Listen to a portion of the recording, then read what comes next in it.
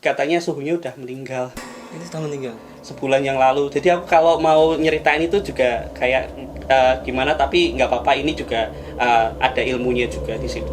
Dia jadi karakter yang lain gitu, kayak kayak kayak kayak ngomong sambil nari kayak gini.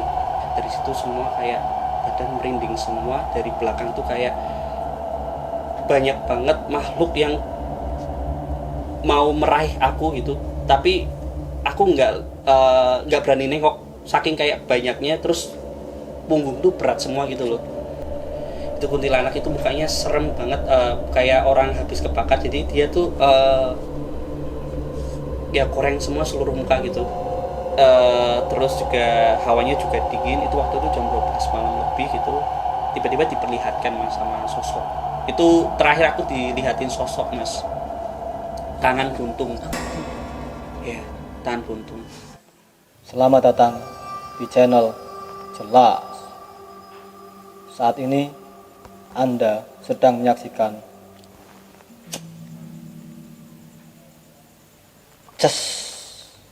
cerita seram. Aduh.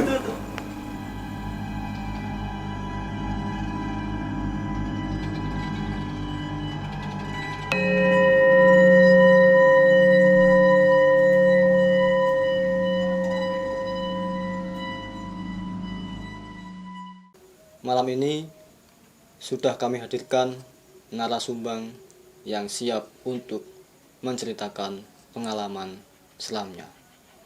Selamat malam. Selamat malam mas. Silahkan perkenalkan diri panjenengan. Ya, oke. Jadi saya Aji Bamsah. Kebetulan seharian saya lagi develop konten YouTube juga, dan konten YouTube ya membahas mengenai inspirasi untuk orang-orang. Kebetulan saya tinggalnya di Kendal mas. Oh iya. Iya. Untuk penonton yang penasaran dengan channel YouTube Mas Ajib, bisa cek deskripsi ya. Linknya ada di deskripsi. Iya mas, makasih. Malam ini mau bercerita tentang apa mas? Iya, malam ini secara garis besar sih dulu pernah ada kejadian mistis mas, diteror sama jin. Oh, teror jin ya? Diteror sama jin itu kurang lebih di tahun 2019 pertengahan. Oh, udah 2 tahun yang lalu berarti ya? Iya, itu sudah 2 tahun, ya kurang lebih 2 tahun yang lalu. Setelah saya bunyikan gamelan ini, silahkan jenengan mulai bercerita. Ingat, cerita ini adalah nyata, fakta, tanpa rekayasa. Iya. Mungkin kalau saya mau cerita, mungkin dari awal dulu, kapan itu terjadi. Itu terjadi ketika di tahun 2019 pertengahan, di daerah Kendal, daerah Brangsong. Waktu itu kebetulan saya bekerja jual lahan sama gudang. Saya sudah menangani banyak sekali customer. Cuma untuk customer yang ini, pembeli lahan ini sangat berbeda dari yang lainnya mas. Dia ada sebuah kepercayaan, ketika dia mau membeli itu dia harus konsultasi dulu dengan, bisa dibilang suhunya ya, sama suhunya. Waktu itu saya ajak lihat dia jalan-jalan ke lokasi lahan yang mau dibeli. Itu waktu itu siang hari. Terus saya kasih lihat lahan yang ditunjuk. Waktu itu belum ada semacam keganjilan apa-apa. Saya melakukan seperti pada umumnya yang saya harus lakukan waktu itu. Ketika sampai lokasi, saya berkenalan dengan, saya sudah kenal sama customernya. Cuma waktu itu dia bawa suhunya. Di situ saya dikenalkan customer bahwa suhunya itu ada kemampuan spesial, bisa berbicara dengan makhluk di selain alamnya kita gitu, alam lain. waktu itu kurang lebih kalau di tim saya itu ada 2, terus di timnya mereka pembeli itu ada 2 orang juga, pembeli sama suhu. Dari pembeli itu minta suhunya untuk memperlihatkan, menjelaskan apakah lahan ini cocok untuk dia dijadikan bisnis ke depannya gitu kan. Dari itu aku juga nggak nyangka ya dia itu yang dilakukan oleh suhunya untuk melihat apakah bagus apa enggak untuk bisnis itu aku juga nggak nyangka. Dia mencoba komunikasi dengan alam lain dengan cara dia dirasuki. Jadi mediator loh. Iya, jadi mediator waktu itu. Jadi mediator. Oke, jadi mediator. Pertama dia minta waktu si suhu itu. Suhu itu kalau nggak salah dia umurnya kurang lebih 70 sampai 80 tahun, kakek-kakek. Memang sudah tua. Dan aduh, aku juga bingung. Aku sebelum bikin konten ini ya, aku calling customernya itu. Katanya suhunya udah meninggal. Ini sudah meninggal Sebulan yang lalu. Jadi aku kalau mau nyeritain itu juga kayak gimana, tapi nggak apa-apa, ini juga ada ilmunya juga di situ. Udah izin sama itu Pak, tahu customer.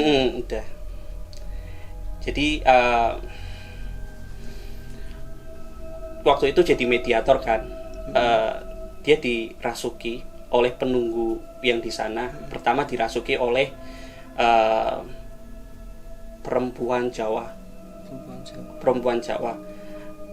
Itu kan aku juga merinding tuh waktu itu juga aku agak menghindar, juga jaga privasi juga biar nggak biar nggak terlalu ngeributin hal-hal kayak gitu. Tapi samping itu aku juga udah merinding banget gitu kan, walaupun siang-siang hari. Aku lihat dari jauh si bapaknya suhunya itu dia jadi karakter yang lain gitu, kayak ngomong sambil nari kayak gini. Cuma aku nggak dengar karena aku nggak tahu ngomongnya apa, itu nggak tahu ya. Karena udah takut duluan, sama juga jaga privasi orang itu. Terus habis itu selesai si bapaknya pingsan tuh dipegangin sama customerku biar gak jatuh. Terus habis itu selisih kalau nggak salah 5 menit dia bangun lagi. Terus ditanyain, katanya lahan di sini bagus, nanti saya jagain. Intinya kayak gitu. Pas selesai kesurupannya itu aku baru deketin. Terus tiba-tiba dia kesurupan lagi. Itu aku menghindar lagi. Dia tiba-tiba aja kayak kesurupan lagi, ada sesuatu yang pingin masuk terus nyampein informasi gitu kan. Nyampein informasi dia ya karena customer pingin beli lahan, dia tanya tentang prospek lahan dan sebagainya. Itu aku dengar sayup-sayup, tapi aku nggak dengar saya full. Terus tiba-tiba aku dipanggil sama yang kesurupan jadi mediator itu kan. Yang jadi mediator manggil aku, terus bilang dia ngomongnya bahasa Jawa.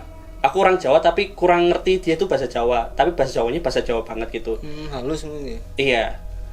Ya intinya dia kasih bilang waktu itu yang nyurupin itu kakek-kakek.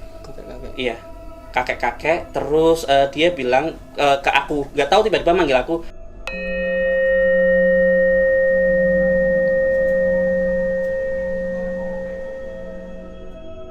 Kamu kalau mau jadi orang sukses harus jadi orang jujur, kayak gitu. Itu sebetulnya nggak ada masalah. Mereka mau ngapain aja oke ya. Aku. Tapi yang jadi masalah itu setelah itu, Mas. Setelah kejadian di gudang itu. Di lahan waktu itu beli lahan. Iya. Mungkin aku cerita sedikit tentang lahannya ya. Lahannya itu hamparan kosong semua, jadi nggak ada orang sama sekali. Event itu bahkan itu kalau siang, jadi ya sepi aja gitu. Iya. Soalnya di situ tuh walaupun mungkin ada pabrik 1-2 tapi jarang banget ada orang lalu lalang karena pabriknya masih sedikit gitu. Ya jadi ya sama sekali nggak ada orang waktu itu. Tapi itu bukan masalah utamanya itu setelah aku pulang, dan itu masalahnya yang bikin aku sendiri sih. Jadi setelah aku pulang, aku balik ke kantor, cerita sama teman-teman. Itu waktu itu sama teman-temanku ya, satu tim. Aku cerita tentang tentang ke customernya ya. Aku ngetawain waktu itu ke jin yang merasuki ke suhu itu. Aku merasa bersalah sih. Aku bilang kalau masa sih itu jin perempuan dia sampai nari-nari kayak gitu, ya bagiku aneh ya. Aku juga baru pertama kali kayak gitu ya. Ya aku sambil ketawa aja. Aku juga lupa waktu itu ngobrolin apa, tapi waktu itu aku juga merasa bersalah. Aku juga pokoknya bilang sesuatu yang buruk lah. Itu awal mula terornya itu. Terus sore ketika 5:30 itu kan waktu pulang kantor. Ya di situ sebetulnya setelah aku cerita ke teman-teman terus ngetawain gitu, ya aku percaya nggak percaya, terus aku juga ngetawain masa ada kayak jinnya spesifik kayak gitu yang nari-nari terus ya sampai ngasih nasihat kamu tuh harus kayak gitu. Itu aku merasa bersalah. Di situ aku merasa bersalah karena ngetawain. Aku nggak tahu merasa bersalahnya tuh kenapa gitu kan. Terus dari merasa bersalah itu aku ya udah aku sholat dulu karena itu 5:30 sore. Terus menjelang maghrib aku sholat maghrib. Biasanya tuh maghrib itu masih rame waktu itu, masih ada orang. Tapi waktu itu nggak tahu kenapa sepi banget. Terus hawanya juga udah kayak merinding banget. Biasanya tuh biasa aja, tapi itu kayak sunyi senyap sama merinding semua itu loh, tangan-tangan dan semuanya itu loh. Aku sholat seperti biasa sendirian di situ sholat. Ketika setelah selesai sholat itu, aku nggak tahu kenapa aku ada pikiran minta disambungin sama jin yang tadi yang saya bercandain, yang saya ya kurang sopan ya. Aku minta disambungin. Ya minta doa aja sama Gusti Allah, baca Al-Fatihah, habis itu minta tolong disambungin. Aku minta maaf. Dari situ semua kayak badan merinding semua. Dari belakang tuh kayak banyak banget makhluk yang mau meraih aku gitu, tapi aku nggak berani nengok saking kayak banyaknya. Terus punggung tuh berat semua gitu loh ya. Terus habis itu aku berhenti sebentar, baca istighfar dan sebagainya. Tetap aja kayak masih merasa nggak enak, nyaman gitu loh. Hawa mistisnya masih ngerih waktu itu. Terus akhirnya aku beraniin untuk keluar dari musola, sambil nggak berani nengok belakang atau apa. Pokoknya keluar musola. Terus habis keluar musola langsung lari, nggak tahu kenapa pengen lari gitu. Terus habis itu langsung teriak ke security, Pak, ada yang di belakangku nggak Pak gitu. Kayak di belakang tuh kayak ada yang gandul, ada yang gitu loh. Terus karena ada orang juga, aku udah kayak itu kan udah lega gitu. Nggak ada apa-apa Mas, nggak ada apa-apa. Tapi beneran ya nggak ada yang itu ya, aneh ya. Iya nggak ada apa-apa. Cuma tadi aku lihat pas di musola itu di dekat pintu itu ada perempuan baju putih lewat gitu.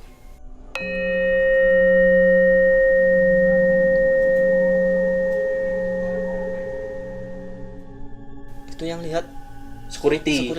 Padahal di situ tuh nggak ada seragam warna putih waktu itu. Kalau nggak salah itu hari apa ya, pokoknya bukan uniform, bukan seragamnya itu waktu itu putih gitu kan. Itu aku juga udah mulai curiga, udah merinding banget. Terus ya udah aku packing aja gitu. Ya mungkin aku juga orangnya sensitif gitu ya, Mas. Ya dulu pernah bisa melihat kayak gitu-gitu sebelum umur 7 tahun, makanya sampai sekarang juga masih, tapi sekarang udah nggak bisa lihat itu, cuma masih bisa ngerasa ya. Terus dari security itu kan itu setelah sholat maghrib ya, aku mau pulang, aku balik lagi ke mejaku untuk beres-beres semua. Itu beneran masih merinding, aku sebisanya baca doa apa yang aku bisa gitu kan ya, katanya azan bisa atau apa, aku packing sambil WA temen juga, WA ustadz aku gitu. Aku waktu itu ikut pengajian gitu. Ini aku kayak lagi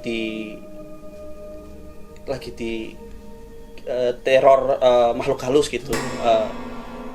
Ini gimana, ada bacaan yang cocok gak yang aku bisa biar hindar dari itu semua gitu. Aku WA dibales ya, suruh baca surat Al-Baqarah kalau nggak salah, ayat terakhir aku juga lupa. Terus aku di meja itu juga aku azan mas, azan katanya kan azan juga bisa itu. Ya aku doa kayak gitu ya, oke, kayak udah lega gitu lah, udah mulai lega sedikit. Ya terus aku pulang dari itu sampai kos, baca lagi karena masih merinding ya, kayak gitu sih. Tapi ya syukurnya nggak terlalu apa ya, nggak sampai setelah doa itu nggak terlalu nyerang gitu loh ya. Tapi ya dari itu semua aku sih belajar banget ya, sama siapa saja itu tetap harus sopan ya gitu mas. Jadi itu pengalaman yang apa namanya, di lahan itu ya, di lahan itu di daerah Kendal itu. Berarti selain itu pasti ada lagi mas ya, kan dulu kan juga pernah jadi anak yang bisa pas kecil itu bisa lihat kayak gitu. Iya, dulu pernah juga sih, cuma ya karena masih kecil belum ngerti kalau itu tuh setan gitu. Iya. Pokoknya dari kecil sampai sebelum umur 7 tahun itu bisa lihat. Iya, mukanya tuh ngeri banget mas. Aku pas itu waktu itu di rumah waktu umur ya kurang lebih 5 tahun. Saya lagi kumpul sama keluarga di ruang tamu. Terus tiba-tiba tuh ada semacam kayak kuntilanak. Itu kuntilanak itu mukanya serem banget, kayak orang habis kebakar. Jadi dia tuh ya koreng semua seluruh muka gitu. Terus dideketin sama ke jendela gitu biar aku tuh takut gitu. Tapi waktu itu kan karena masih kecil jadi aku nggak ngerasa takut atau apa gitu. Nah itu satu pernah. Terus pernah lihat juga kayak semacam kuntilanak terbang gitu.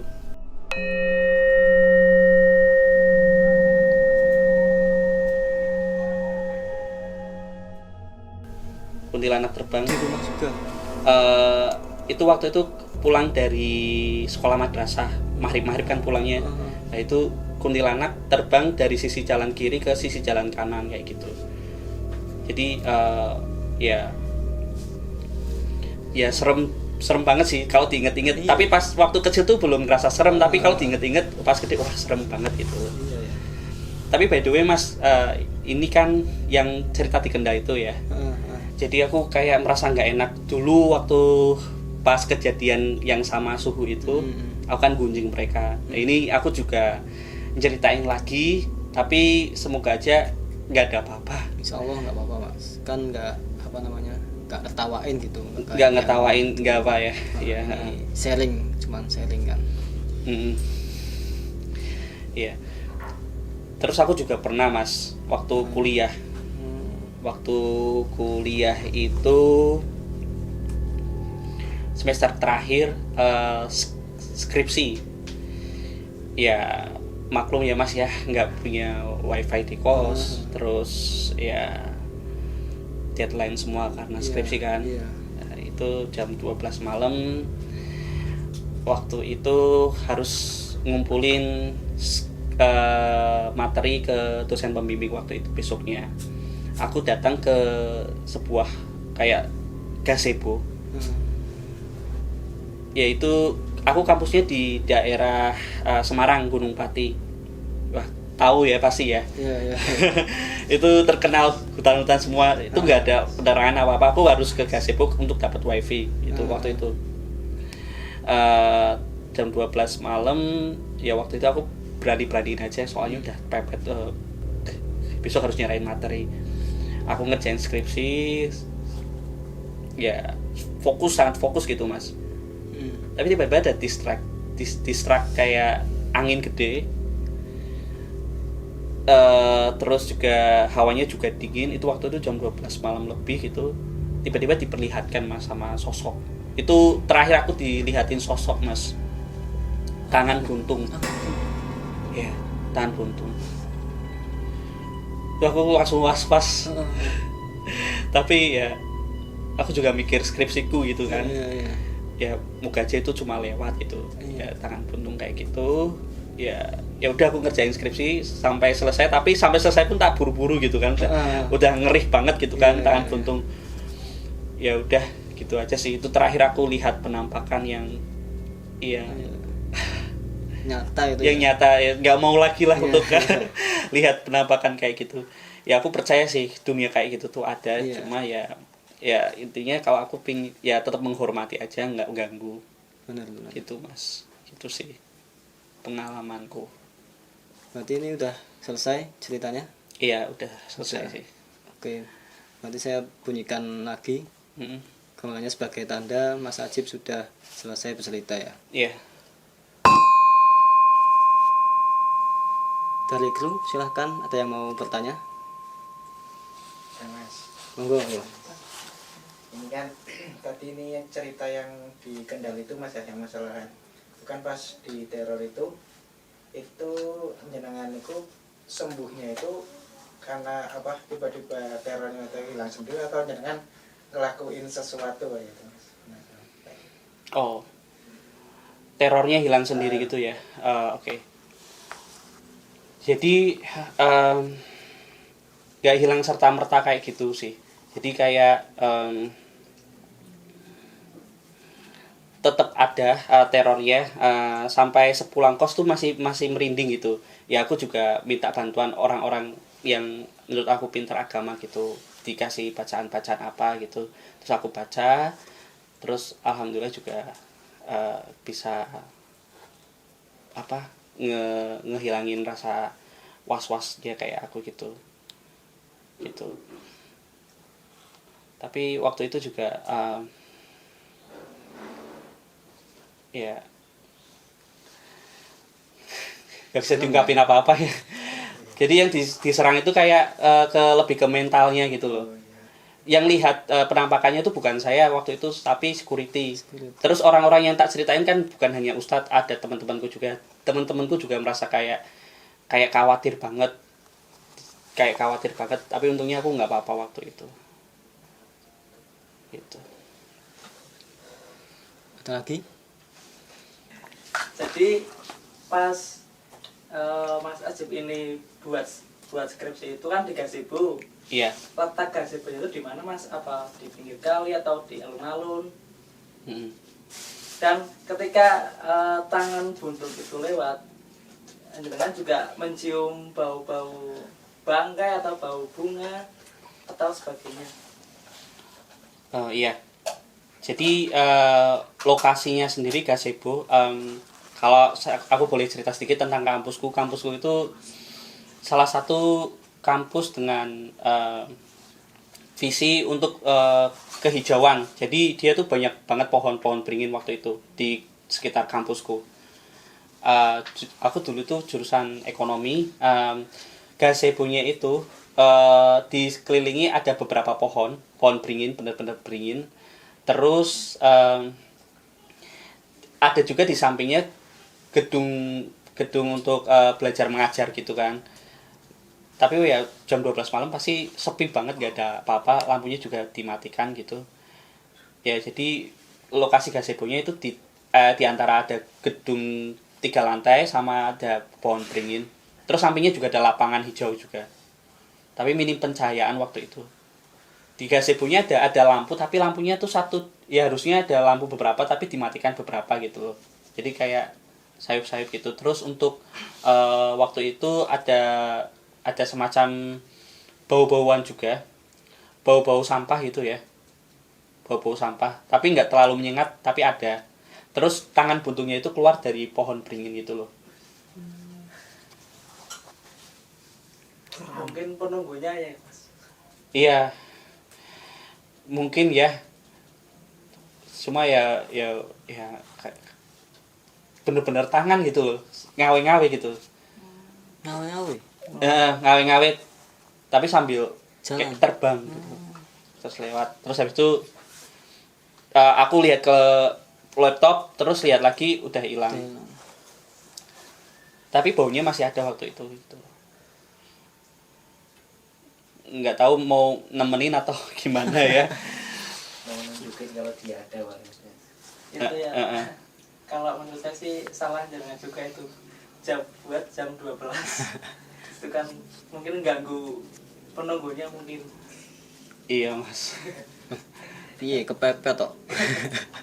Gak jadi ngiler loh. Iya, deadline. Power of kepepet. Iya. Ya waktu itu kayak besoknya tuh harus ngajuin gitu kan. Aku juga sebenarnya udah mau lari gitu kan, tapi nggak mau lari juga bawa laptop, nanti malah bahaya laptopnya rusak atau apa gitu. Ya udah kalem aja gitu. Ada lagi? Ada lagi nih Mas. Ini yang masih soal di lahan itu Mas. Tadi kan pas kejadian sebelum jenengan di teror itu kan, di tempat itu kan nggak cuma jenengan aja Mas ya, ada jenengan sama customernya. Ada customer, ada suhu, terus ada teman satu lagi. Terus setelah kejadian itu apa yang cuma yang di teror itu jenengan aja, atau setelah lahan itu customernya juga dapat gangguan semacam kayak gitu apa enggak? Jadi customernya itu sudah biasa sama suhunya, dan dia itu kalau mau beli barang apapun termasuk lahan itu pasti tanya ke suhunya gitu kan. Jadi kayak udah terbiasa. Dia sih nggak ada cerita apa-apa setelah kunjungan itu. Cuma yang jadi masalah itu akunya sih, karena akunya waktu itu juga sembrono. Sembrononya ya ngomongin di belakang itulah jadinya. Sampai aku merasa bersalah, terus aku minta dikomunikasikan, ya itu udah mulai. Cuma jenengan aja yang dapat itu. Yang dapat terornya aku aja. Ada lagi? Oke, cukup ya. Jadi pelajaran yang bisa diambil malam ini adalah bahwa kita itu hidup dengan makhluk gaib secara berdampingan ya, dan mereka juga punya perasaan. Jadi usahakan sebisa mungkin untuk bisa sopan santun, menjaga sopan santun, dan menjaga perasaan satu sama lain, jangan saling mengganggu gitu ya. Untuk pemirsa yang mungkin berminat untuk menjadi narasumbang kami, bisa hubungi kami di kontak bawah ini ya. Atau mungkin punya cerita tapi malu untuk bercerita di depan kamera, bisa kirim cerita Anda via email. Cerita Anda akan kami tampung dan akan kami ceritakan di acara ini, atau mungkin kami jadikan film pendek. Jangan lupa like, comment, share, dan subscribe sebanyak-banyaknya, karena itu semua adalah sebuah dukungan untuk kami agar kami terus semangat membuat konten-konten. Terima kasih sudah menonton channel Jelas. Sampai jumpa di episode selanjutnya dalam acara Cerita Seram. Atuh.